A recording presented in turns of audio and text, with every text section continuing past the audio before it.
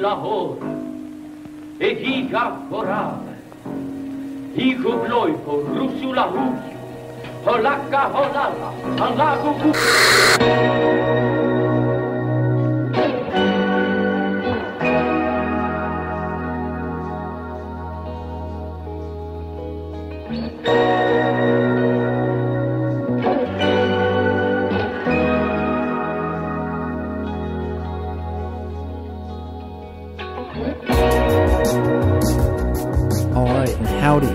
Welcome back to Film And. This is the episode for November 12th, 2021. It is a rainy, cloudy, wet day here in Burlington, and we're hunkered down in the Film And offices trying to, I guess, beat the weather by just coming up with a really, I think, interesting topic for this week's episode. And that is, essentially, looking at a history of cinema in America, kind of a retrospective of just some picks, at least movies I feel represent each decade of America in the 20th century.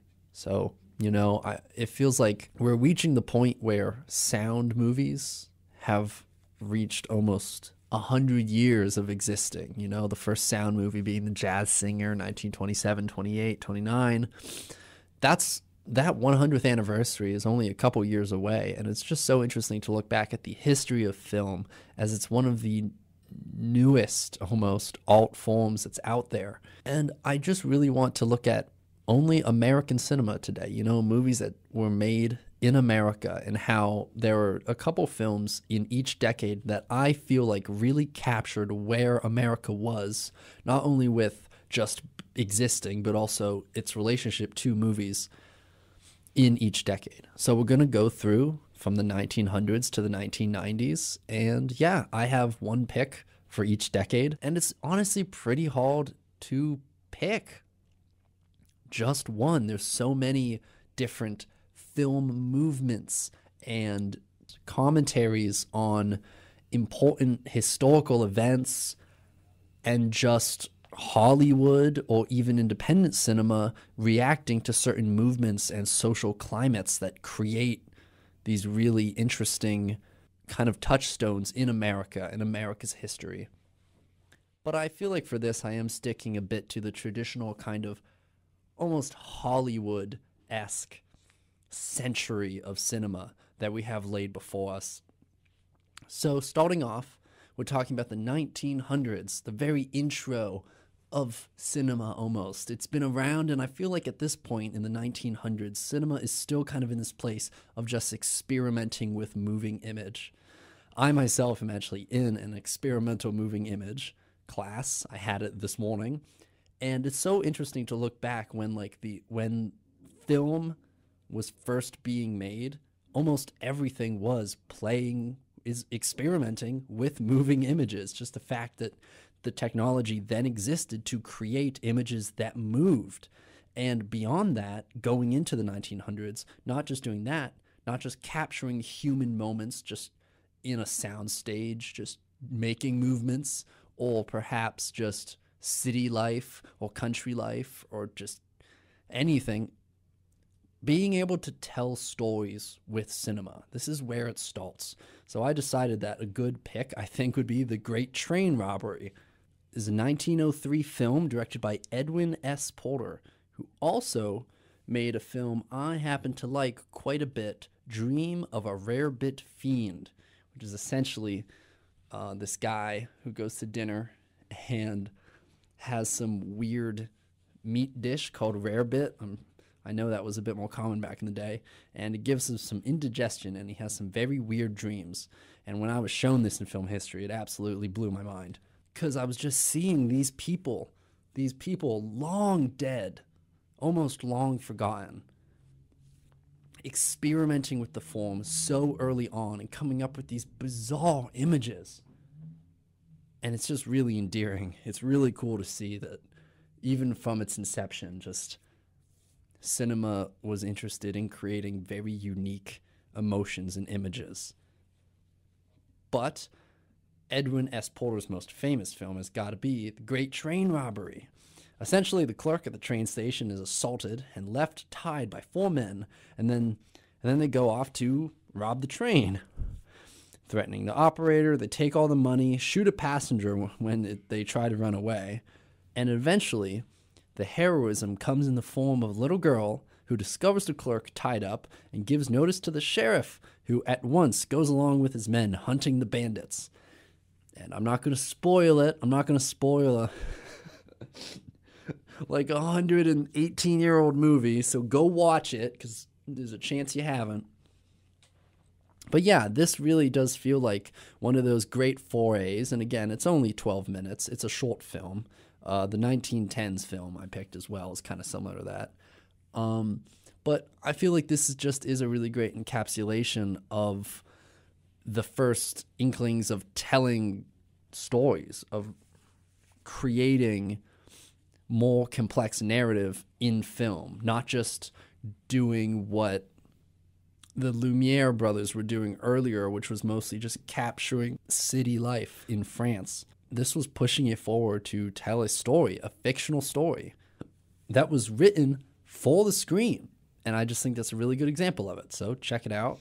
Next up, we've got the 1910s.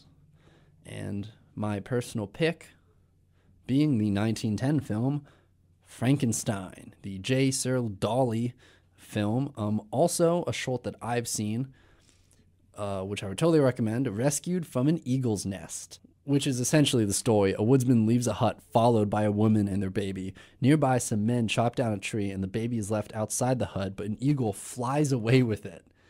And oh my goodness, the effects in this. It's like very goofy and fun, and just having, it's only 7 minutes, but it's just a real fun time watching this eagle kidnap a baby with no real like malicious intention, just kind of taking a baby because why not, I guess, and seeing everyone freak out with their blown out expressions, pointing to the eagle and taking the axe of the woodsman and going to try and kill the eagle to get the baby back. And the baby's on a cliffside and hanging by a branch, and there's so much drama, but it's just so fun. It's a very fun just premise overall. But we are in fact talking about the 1910 film Frankenstein. This is again a 14-minute short. This is the second of the two kind of short films I picked out. But this is kind of how the 1900s sits as an experimentation into narrative. This feels like kind of, at least for me, America's coming obsession with adaptation. You know, the Frankenstein, the original story by Mary Shelley.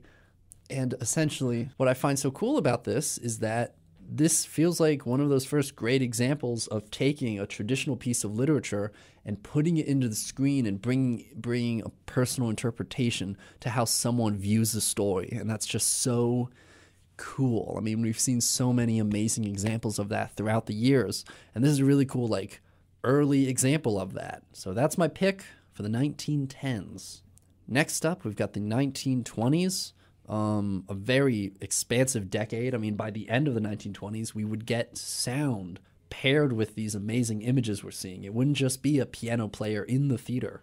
And this is the point I feel like the 1920s really spawns these amazing films that capture full-length stories. We are at this point getting full-length feature films. We're talking 60 minutes, 80 minutes, 90 minutes, all the way up to like 3 hours. You have these amazing, just huge productions coming through.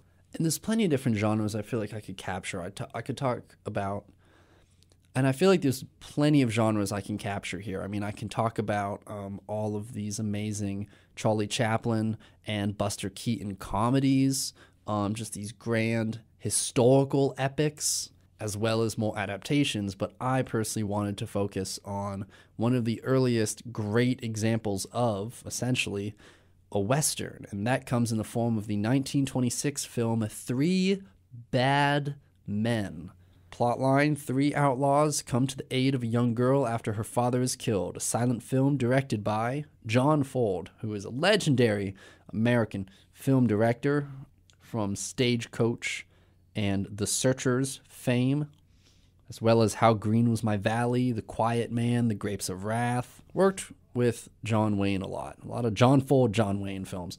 But what I love so much about Three Bad Men, which might be one of my favorite personal films from the 1920s, probably my favorite American film from the 1920s that I've seen, is the fact that it captures this really just unruly era of American cinema, and how the sentiments we were kind of seeing in America still kind of landed around that idea of capturing historical moments and looking back at our grand past of manifest destiny and the Civil War and the American Revolution, and how it all felt kind of destined to be almost. And that's very much, I just feel, indicative of how people felt about the country that they lived in.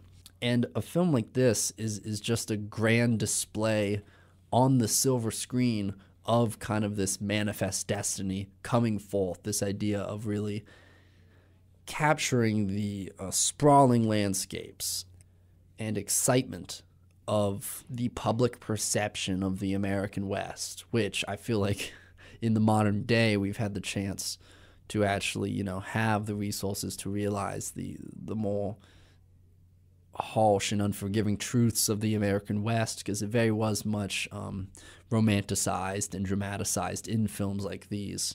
But this feels very representational of kind of what the power of cinema would be and would continue to be in the coming decades, is this idea of like showing the audience a certain aesthetic, a certain feeling that kind of conveys to the general public, this is what the country is. And, it's out to entertain, but like, I think this is one of those points where you can look back and be like, films like this, they don't just entertain. I mean, people take them to heart. I mean, this is the power of cinema. This is a big example of films that feel like they can educate.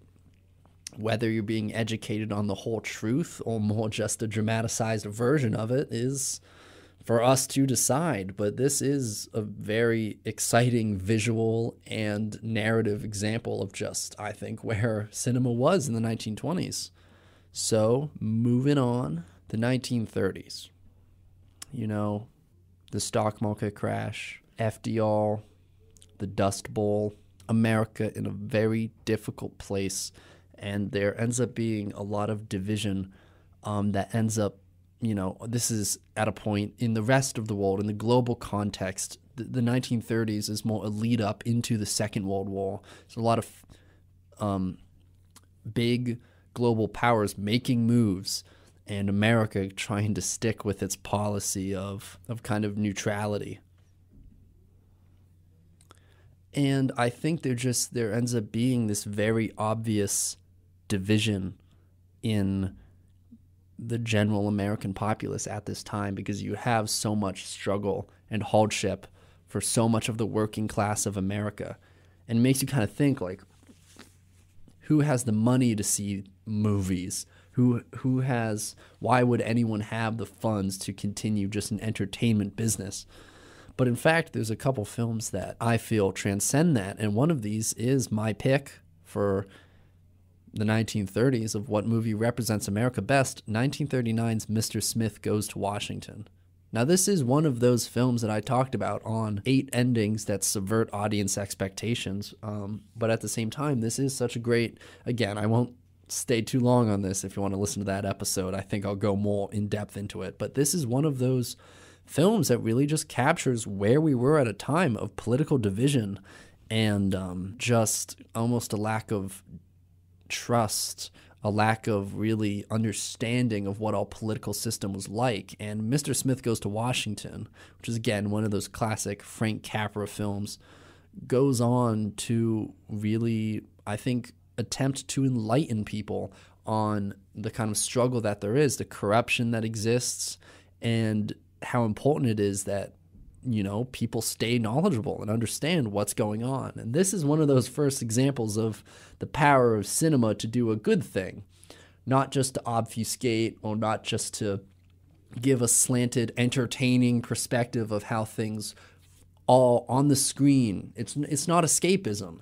There's more. It's more rooted in realism, and I just can't help but respect that.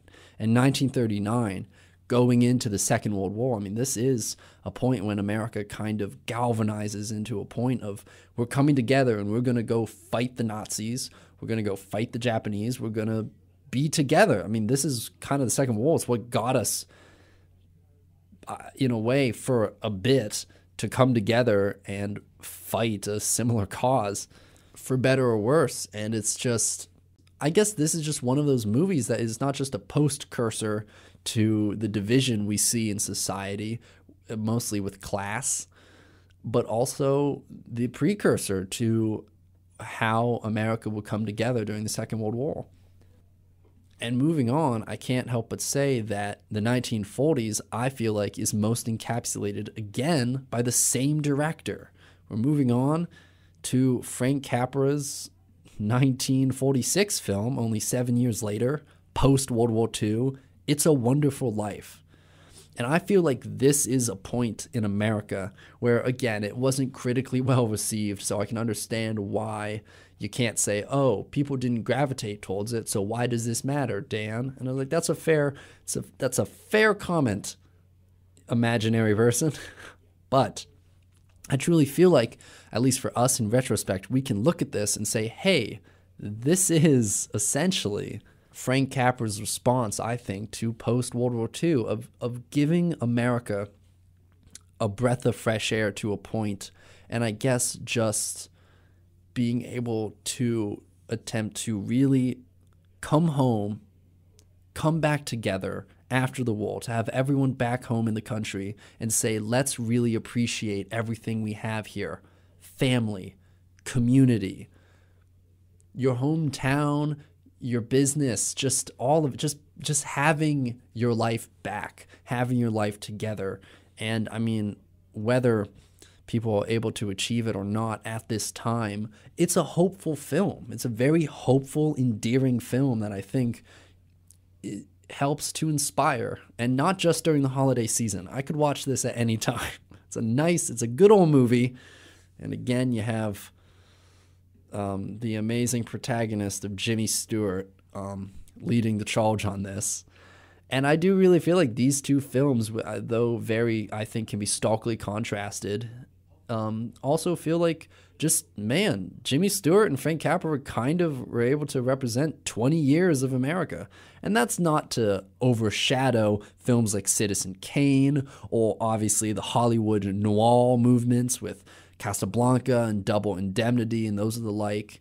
And also you have Arsenic and Old Lace, another Frank Capra film, which is more continuing the tradition of comedic films, now with sound, the more slapstick comedy. But this just feels like, for me, a very good encapsulation of where America was, how people were feeling. And this is a response to the direct, I think, public sentiment of the current day. So we're halfway through. We've gotten through 5 decades. And I guess we're going to take a quick PSA break, and we will be back with the second half of the 20th century, talking about, in my opinion, 10 films that capture America in the 20th century. Running late to class but still need that morning caffeine or hot breakfast to start your day out right? Download the Bite app by Sodexo and place your custom order for fast, easy pickup at Zyme. Open 8:30 a.m. to 3 o'clock p.m. Mondays through Fridays. All right, and we're back. Film and Season 5. I'm in Burlington. I'm just recollecting where I am right now. Yes, the 1950s. We are talking today, of course, about 10 films, one from each decade, that I feel like really represented where America was.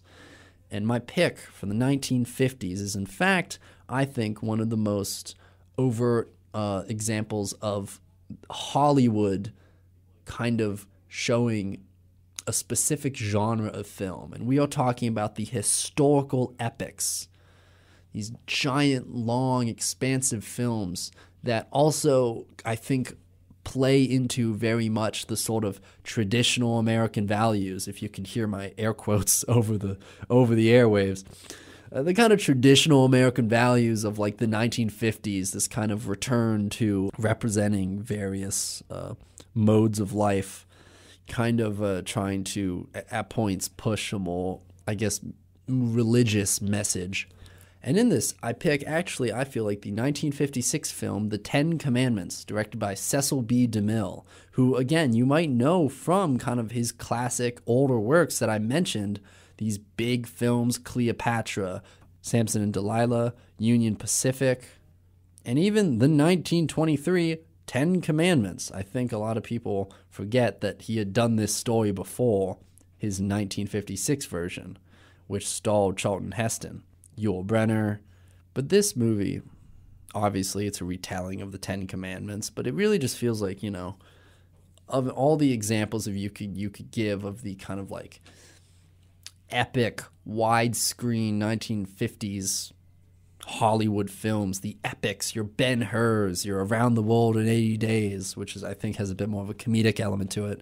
But if you can take all of these, the 10 Commandments almost feels like the most suitable to kind of hit the middle ground of a lot of what people are looking for. You know, you add this historical context, this religious context, you know, that kind of sits just in the middle ground of everything Hollywood was kind of dancing around at this time.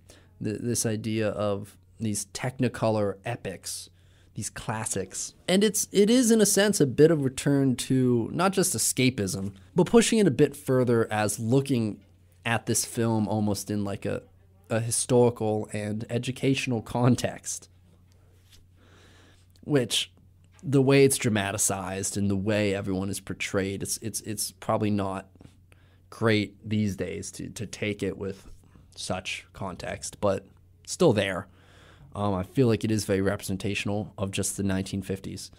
And moving on, I can't help but say that the 1960s, which I would say when I think the 1960s, I think the early 1960s, this kind of continued grand epic filmmaking that really represents. What's hard about the 60s is you really can split it into two halves, because you have the early 60s and then you have the late 60s, which is a great time of revolution, I think, for so many social movements, and cinema is no exception to that. With the fall of the Hays Code and so many new directors and so many stories now being able to be told in a completely different way, you look at 1969 and 1962, well, you're in a very different place only 7 or 8 years later. You have the space race, you have the civil rights movement, you have counterculture, you have all these amazing things just blowing up. And yet when I think of the 60s, when I think of like kind of the lasting impression that the 60s has on me for Hollywood and how Hollywood goes on to sort of define America in a sense, I think there's no better pick but West Side Story, the classic 1961 film, Robert Wise and Jerome Robbins kind of co-directing. And this is, for me, like, I feel like one of the defining genres before we hit, I think, the kind of post-Hays Code movement, which I think gets more represented in the 70s anyways, is the Technicolor musical, these great epic films just shot on such a wide scale. And West Side Story, among them, I think, is kind of the top dog. I think, personally, I prefer Sound of Music, but I know that's my personal preference from my personal experience of it. But if I have to be a bit more objective here, I feel like West Side Story captures so much more about what it is to create a musical film and what this represents, at least just socially, you know? Because I think this is a bit of a precursor to just social struggle that we would see on display in the coming years. And again, there is this really just unyielding optimism, this almost It's a Wonderful Life-esque sadness to it. Again, you have this adaptation of Romeo and Juliet, but set in New York City. Modern day, the Jets and the Sharks battling it out with two individuals who see past all of that and only are there for their love. And that's just such a beautiful, it's such a beautiful movie. and the songs are great, and it's just so cool. And it also, I think, really captures a lot of the musical styles of the time, or at least what I think are some of the best musical styles of the time. Leonard Bernstein. It's hard to beat. But moving on to the 1970s, we have got, I think, what feels like the most perfect encapsulation of the 70s. Rocky. You can't get past it. John G. Avildsen, who would actually go on to do Karate Kid, he directed that movie as well. Rocky feels like the example of where America was in the 1970s. There's this gritty post-revolution dirtiness to everything. The 70s in so many ways feels like the fallout of the late 60s. People coming to a realization that things aren't exactly what they are, and there's so much cinematic realism that comes out of the post-Hays Code of 68 into the 70s that makes it one of my favorite decades of cinema. The more and more I think about, just movies in general, I think about the Hollywood Renaissance and the directors we get out of that. This period of the 70s that's after, again, post-Hays Code, but before the rise of the American blockbuster with Jaws and Star Wars and things of the like. You have this decade, these couple of years, the 1970s, that really defines filmmakers and studios and just cinema in general, tackling very real social issues. And Rocky is the most beautiful example of that. You have a protagonist who is a loner, a boxer, a somewhat uncouth Philadelphian who goes through his life wanting more with no idea of how to get to it. And when he's just given this golden opportunity, he becomes this symbol for everyone else out there that is struggling through the dirt and the grime of essentially fall of 1975, the fall and winter. Just dead leaves and grass and industrial cityscapes.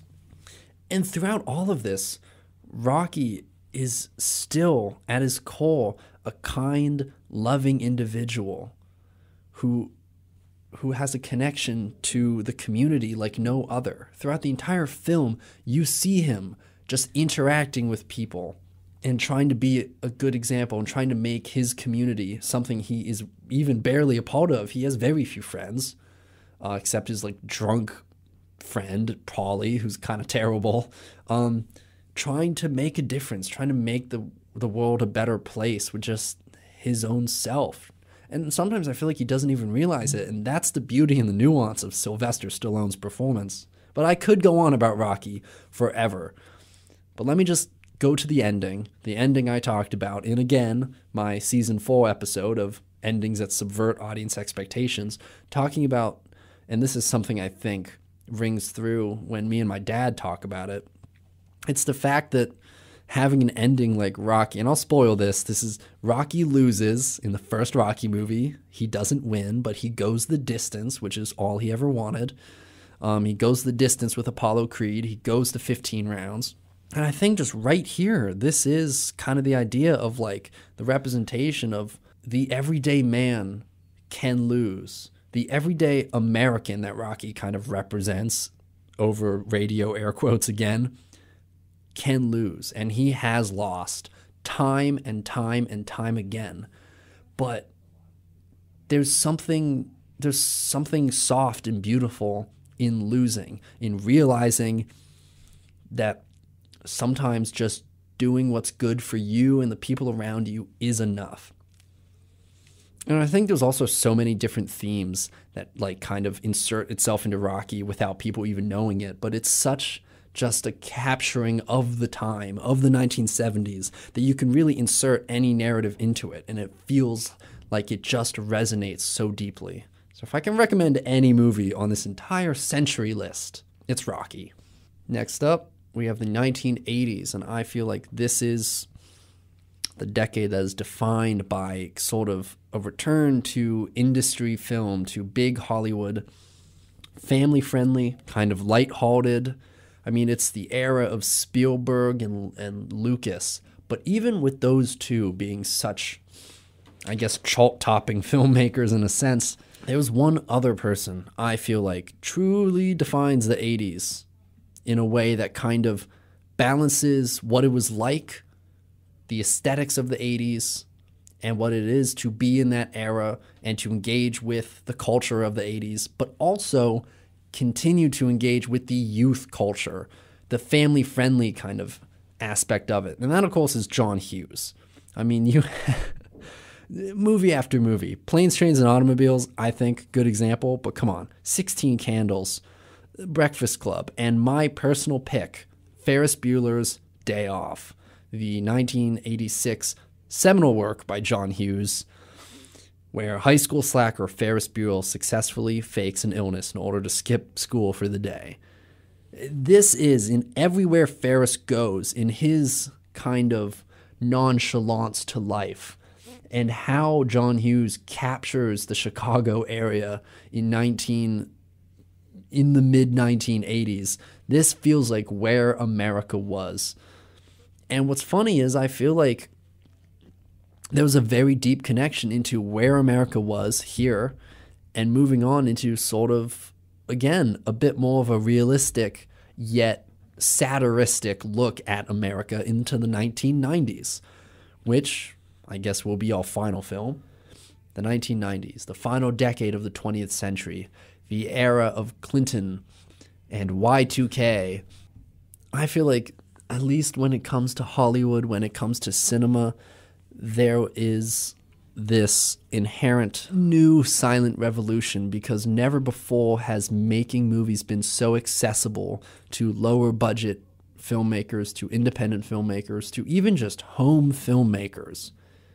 And it is kind of like the beginning of this digital revolution that we see that has only progressed, but also mixed with sort of the fallout of the 70s and the 80s and continuing the cycle of industry and business that we see, but also just films from the 70s and 80s continuing to comment on that realism of America, of showing what it is to be now in the moment. However, continuing away from the gritty 70s and the blockbuster 80s to more of a satirized and lighthearted yet kind of almost cynical 90s, which is very, I guess, indicative of the Generation X that we are seeing at that time, the Gen Xers in the 90s, essentially. And I feel like that the Mike Judge film Office Space from 1999 perfectly encapsulates that. One of my favorite movies of all time. It's funny, it's hilarious, nuanced and witty. And Mike Judge really outdid himself here with Ron Livingston and Jennifer Aniston as the leading actors. It just feels like such a down-to-earth yet zany look at what it is to be in America in the 90s. Essentially, all it is that 3 office workers strike back at their evil employers by hatching a hapless attempt to embezzle money. That's it. But there's so much more to the movie than just that plot. In fact, the plot there almost isn't even the most important part of the movie. It's how the cubicle office space, 9-to-5 mundanity of life is kind of captured, which is something that I felt was kind of coming through very much in the 1990s, with just where everyone was, you know? What was the workforce? Who was Joe Everyman in the 90s? He was Ron Livingston in a cubicle, hating his job, doing data entry, and not knowing whether planes would fall out of the sky on December 31st, 1999. God, Y2K, man, how was that ever a thing?